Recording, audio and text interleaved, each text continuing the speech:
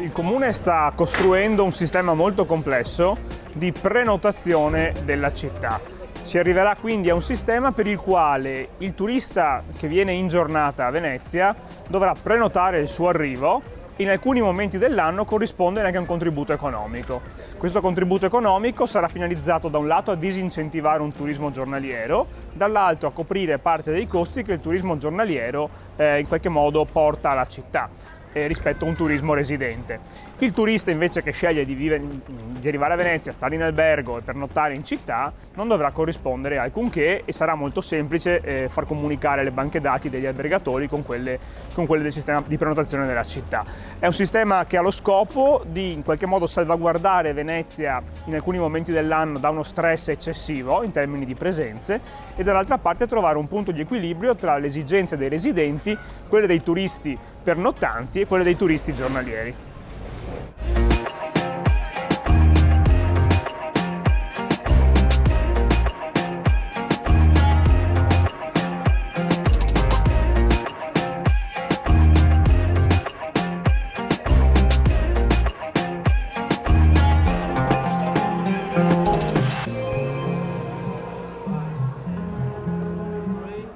Tutt'altro, non ci saranno di sicuro i cancelli come Gardaland, ci saranno in alcuni punti, penso alla stazione, un sistema di controllo degli accessi come c'è già in altre stazioni a Milano e Roma, ma anche in altre città europee anche per ragioni di sicurezza, e sarà una città come quella che vedete oggi, quindi aperta a chiunque voglia amarla, con questa particolare accortezza. Chiunque critichi ne ha ovviamente la legittimità, alla critica andrebbe accompagnata la proposta, la soluzione alternativa. Oggi non esistono soluzioni alternative a questo sistema se non lasciare tutto così com'è, ma sappiamo benissimo che prima della pandemia in alcuni momenti dell'anno la situazione non era delle migliori e quindi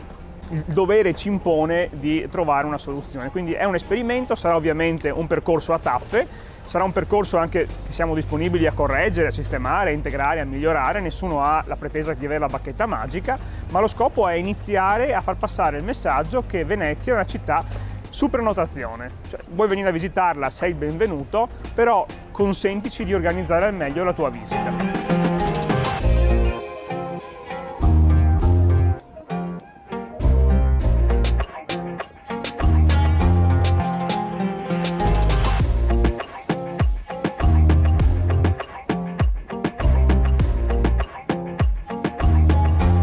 Sì, c'è un ampio studio, non esistono situazioni nel mondo simili a quella che stiamo mettendo in piedi perché non c'è nessuna città al mondo su prenotazione, ci sono alcuni siti archeologici o piccole